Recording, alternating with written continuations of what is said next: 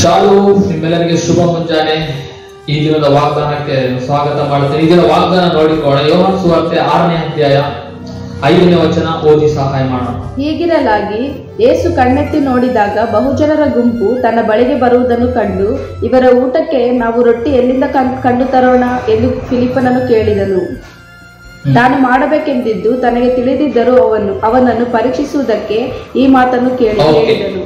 ನೋಡಿ, ಯೇಸು ಸ್ವಾಮಿ ಕೂಡ ಆತನು ಸುಮ್ಮನೆ ಮಾತಾಡಲ್ಲ. ಕೆಲವು ಟೈಮಲ್ಲಿ ನಾವು ಮಾತಾಡ್ತೀವಿ ಸುಮ್ಮನೆ, ಅಂದ್ರೆ ನಾವು ಹೇಳ್ತೀವಿ, ಅದು ಕೊಡ್ತೀವಿ, ಇದು ಕೊಡ್ತೀವಿ, ಅದು ಮಾಡ್ತೀವಿ, ಇದು ಮಾಡ್ತೀವಿ ಅಂತ. ಅದರಲ್ಲಿ ಕೆಲವು ಮಾಡ್ತೀವಿ, ಕೆಲವು ಮಾಡಲಾರದೆ ಕೂಡ ಇರ್ಬೋದು. ಆದ್ರೆ ಯೇಸು ಸ್ವಾಮಿ ಹಾಗೆ ಅಲ್ಲ.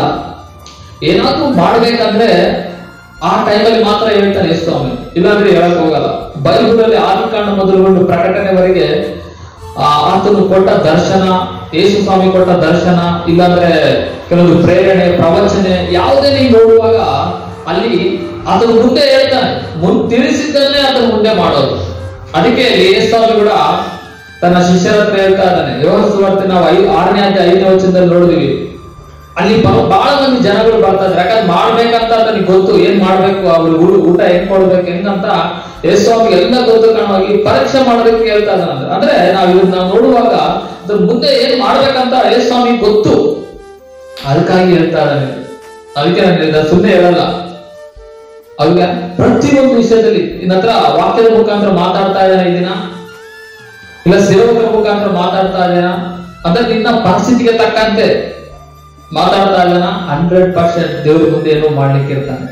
2024ರಲ್ಲಿ ವಾಗ್ದಾನಗಳ ಮುಖಾಂತರ, ವಾಕ್ಯದ ಮುಖಾಂತರ, ಸೇವಕರ ಮುಖಾಂತರ ನೀನ್ ಏನ್ ಬೇಡಿಕೊಂಡಿದ್ಯಲ್ಲ ಅದನ್ನ ಮಾಡ್ಬೇಕಂತ ನಿನಗೆ ಮಾತಾಡಿರ್ಬೋದು ಆಲ್ರೆಡಿ. ಸ್ವಲ್ಪ ಇವೆಲ್ಲ ನೆನ್ಪು ಮಾಡ್ಕೋಬೇಕು. ನೀವು ನೆನ್ಪಿಟ್ಕೊಳ್ರಿ, ಕೇಳೋದು ಮಾತ್ರ ಅಲ್ಲ, ನೆನ್ಪಿಟ್ಕೊಳ್ರಿ. ದೇವ್ರು ಮುಂದೆ ಏನೋ ಮಾಡ್ಲಿಕ್ಕೆ ಇರ್ತಾನೆ. ನೀನ್ ಕಣ್ಣೀರ್ದಲ್ಲಿ ಇರ್ತಿಯಲ್ಲ, ಅವಾಗ ಹೇಳ್ತಾನೆ, ನಾನು ನಿನ್ ಕಣ್ಣೀರಿನ ಪ್ರಾರ್ಥನೆ ಕೇಳ್ತಾ ಇದ್ದೀನಿ ಮಗನೇ, ಮಗಳೇ. ನೀನ್ ಬಾಧೆಯಲ್ಲಿ ಇರ್ತಿಯಲ್ಲ, ಚಿಂತೆ ಮಾಡ್ಬೇಡ, ನಾನು ನಿನಗೆ ಸಹಾಯ ಮಾಡ್ತೀನಿ ಅಂತ ವಾಕ್ಯದ ಮುಖಾಂತರ ಮಾತಾಡ್ಬೋದು, ಇಲ್ಲ ಸೇವಕರ ಮುಖಾಂತರ ಮಾತಾಡ್ಬೋದು. ಸಾಲದಲ್ಲಿ ಇರ್ತಿಲ್ಲ, ಸಾಲದಿಂದ ಹೊರಗಡೆ ತಂದು ನಾನು ಸಾಲ ಕೊಡುವ ಸಮೃದ್ಧಿಯಲ್ಲಿ ತರ್ತೀನಂತೆ ಮಾತು ಕೊಟ್ಟಿರ್ಬೋದು. ವಾಕ್ಯದ ಮುಖಾಂತರ ಮಾತಾಡ್ಬೋದು. ಅದಕ್ಕೆ ಬೈಬಲ್ ಓದುವ ಅಭ್ಯಾಸ ಮಾಡ್ಕೊಳ್ರಿ, ಇಲ್ಲ ಸೇವಕರ ಮುಖಾಂತರ ವಾಕ್ಯಗಳನ್ನ ಕೇಳೋದು ಅಭ್ಯಾಸ ಮಾಡ್ಕೊಳ್ಳಿ. ನಿಮ್ ಚಿಂತೆಯಲ್ಲಿ, ನಮ್ ಚಿಂತೆಯಲ್ಲಿ ನಾವಿದ್ರೆ ಅದನ್ನು ವರ್ಕ್ ಅಂದ್ರೆ ದೇವರು ಕೆಲಸ ಮಾಡೋದಕ್ಕೆ ಸ್ವಲ್ಪ ನಮ್ಮ ಅಪನಂಬಿಕೆ ಆತನಿಗೆ ಅಡ್ಡಿ ಆಗ್ಬೋದು. ಅದರಿಂದ ವಾಕ್ಯ ಕೇಳುವ ಅಭ್ಯಾಸ, ಓದುವ ಅಭ್ಯಾಸ ನಮಗಿರುವಾಗ ವಾಕ್ಯದ ಮುಖಾಂತರ ಮಾತಾಡ್ತಾರೆ. ಯಾಕಂದ್ರೆ ದೇವರಿಗೆ ಗೊತ್ತು ನಿನಗೆ ಮುಂದೆ ಏನ್ ಮಾಡ್ಬೇಕಂತ. ಅದಕ್ಕೆ ಅದ್ರ ಮುಂದೆ ಆಗುವಂತದ್ದನ್ನ ನಿನಗೆ ತಿಳಿಸ್ತಾನೆ. ಇಲ್ಲಿ ಫಿಲಿಪ್ಪನನ್ನು ಕೇಳ್ತೇನೆ ನಾನು, ಯಾಕಂದ್ರೆ ಯೇಸು ಸ್ವಾಮಿ ಮುಂದೆ ಅದ್ಭುತಗಳು, 2 ಮೀನು 5 ರೊಟ್ಟಿ, ಬಹಳ ಅದ್ಭುತಗಳು ಮಾಡ್ಬೇಕಾಗಿದೆ.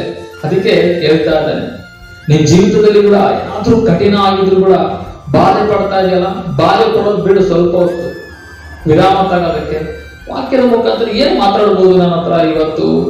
ಅವಾಗ ಹೇಳ್ತಾನೆ ಯೇಸು ಸ್ವಾಮಿ, ನಾನೇ ನಿನ್ನೊಂದಿಗಿರ್ತೇನೆ, ನಿನಗಿರುವ ಸಮಸ್ಯೆಗಳನ್ನ ನಾನು ಹೊರಗಡೆ ತರ್ತೀನಿ ಅಂತ ಮಾತಾಡ್ತಾನೆ. ಆ ವಾಕ್ಯ ಹಿಡ್ಕೊಂಡು ಪ್ರಯತ್ನ ಮಾಡಿ ಸ್ವಲ್ಪ ದಿನಗಳಲ್ಲಿ ಆ ಬಾಧೆಯಿಂದ ಹೊರಗಡೆ ಬರ್ತೀವಿ, ಆ ಸಾಲದಿಂದ ಹೊರಗಡೆ ಬರ್ತೀವಿ, ಆ ನೋವಿನಿಂದ ಹೊರಗಡೆ ಬಂದ್ಬಿಡ್ತೀಯ, ಆ ರೋಗದಿಂದ ಹೊರಗಡೆ ಬರ್ತೀವಿ, ಆ ಬಾಲಿಸತ್ವದಲ್ಲಿ ಇದೆಯಾ ಹೊರಗಡೆ ಬಂದು, ಒಬ್ಬಂಟಿತನದಲ್ಲಿ ಇದೆಯಾ ಅದರಿಂದ ಕೂಡ ಹೊರಗಡೆ ಬಂದ್ಬಿಡ್ತೀವಿ. ಅದೇನಾಗಿರ್ಲಿ ಎಲ್ಲರಿಂದ ಹೊರಗಡೆ ಬಂದ್ಬಿಡ್ತೀಯ.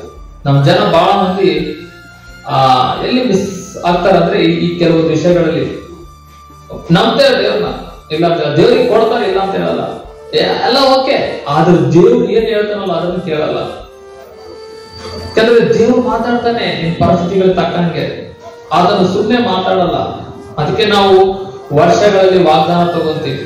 ಹೌದಾ, 2024ರಲ್ಲಿ ಬಹಳ ಎಲ್ಲ ಸಭೆಗಳಲ್ಲಿ ವಾಗ್ದಾನಗಳು ತಗೋತಾರೆ. ಯಾಕಂದ್ರೆ ಈ ವರ್ಷಕ್ಕೆ ದೇವರ ಹತ್ರ ಏನೋ ಮಾತಾಡ್ತಾನೆ ಅಂತ ತಗೋತಾರೆ, ಸುಮ್ಮನೆ ಆಗ್ಬಿಡ್ತಾರೆ. ಇಲ್ಲ, ಅದನ್ನ ಮಾತಾಡುವ ದೇವ್ರು ಸುಮ್ಮನೆ ಮಾತಾಡಲ್ಲ. ಅದನ್ನ ನೀನ್ ನೆನಪಲ್ಲಿರೋ ಧ್ಯಾನ ಮಾಡು. ನಿನ್ನ ಪರಿಸ್ಥಿತಿಗೆ ತಕ್ಕಂತೆ ದೇವರು ಮಾತಾಡ್ತಾ ಇರ್ತಾನೆ. ಓಕೆನಾ? ವಾಕ್ಯದ ಮುಖಾಂತರ, ವಾಕ್ಯ ಓದುವಾಗ ಅದ್ರ ಮುಖಾಂತರ ಕೂಡ ಮಾತಾಡ್ತಾನೆ, ಸೇವಕರ ಮುಖಾಂತರ ಕೂಡ ಮಾತಾಡ್ತಾನೆ.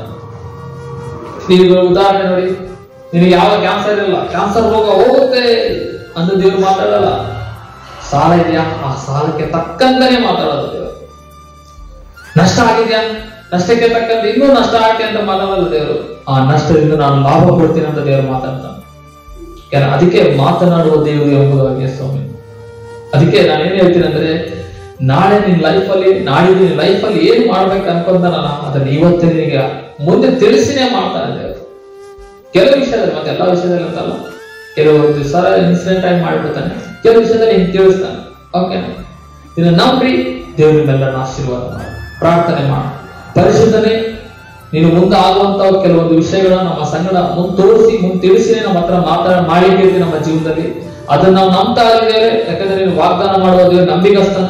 ಫಿಲಿಪ್ಪರಿಗೆ ಹೇಳ್ತಾ ಇದೆಯಾ, ಅದೇ ರೀತಿ ನಮಗೂ ಕೂಡ ಹೇಳ್ತೀಯಾ, ಯಾಕಂದ್ರೆ ನೀನು ಅದ್ಭುತ ಮಾಡುವ ದೇವರು ಆಗಿದೆಯಾ ಕಾರಣವಾಗಿ ಮುಂದೆ ಏನ್ ನಮ್ಮ ಲೈಫ್ ಅಲ್ಲಿ ಅದ್ಭುತಗಳು ಮಾಡ್ಲಿಕ್ಕೆ ಇರ್ತೀವೋ ನಾವೆಲ್ಲವನ್ನು ತಿಳಿಸ್ಲಿಕ್ಕೆ ಶಕ್ತನಾಗಿದೆಯಾ, ತಿಳಿಸಿದ್ಯಾ ಕೂಡ ನಾವು ನಂಬ್ತಾ ಇದೀವಿ. ಅದೇ ರೀತಿ ಕಾರ್ಯ ಮಾಡಬೇಕೆಂದು, ಪ್ರತಿಯೊಬ್ಬರ ಜೀವನದಲ್ಲಿ ಅದೇ ರೀತಿ ಕೆಲಸ ಮಾಡಬೇಕೆಂದು ಯೇಸು ನಾಮದಲ್ಲಿ ನಾವು ಪ್ರಾರ್ಥಿಸ್ತಾ ಇದ್ದೀವಿ ತಂದೆ.